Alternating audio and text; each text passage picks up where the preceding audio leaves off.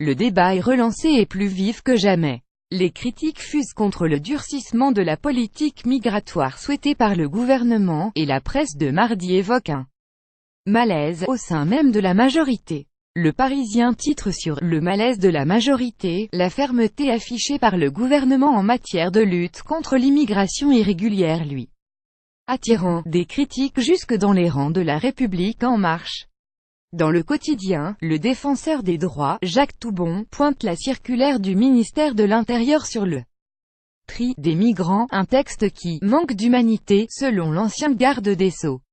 Xavier Brouet rappelle dans Le Républicain Laurent Q, à l'instar du défenseur des droits, les associations se demandent au accent grave passer les résolutions du candidat Macron faisant de l'accueil des réfugiés l'honneur de la France, mais, pour Guillaume Tabar, du Figaro, sur ce sujet sensible, Macron considère qu'il vaut mieux encourir des critiques, y compris au sein de propres partis, que laisser s'envenimer une situation qui, par refus de fermeté aujourd'hui, serait encore plus incontrôlable et explosive demain.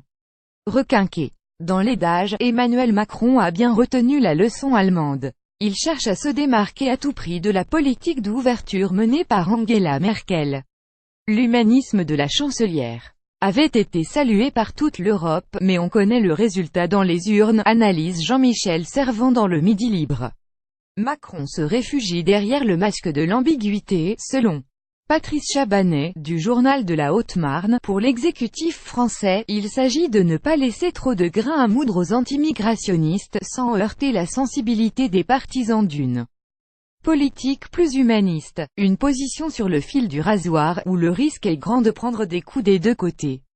Dans les dernières nouvelles d'Alsace, Didier Rose explique que le président fait du phénomène migratoire une autre illustration de sa doctrine décomplexée, taillée pour qu'il ait de tous les camps au plan politique.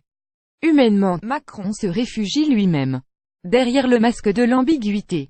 La traque des clandestins sera toujours difficile, coûteuse et finalement peu efficace, conclut Guillaume Goubert dans La Croix, estimant « il faut avoir le courage politique de le dire, mieux vaut organiser c'est que les subir ».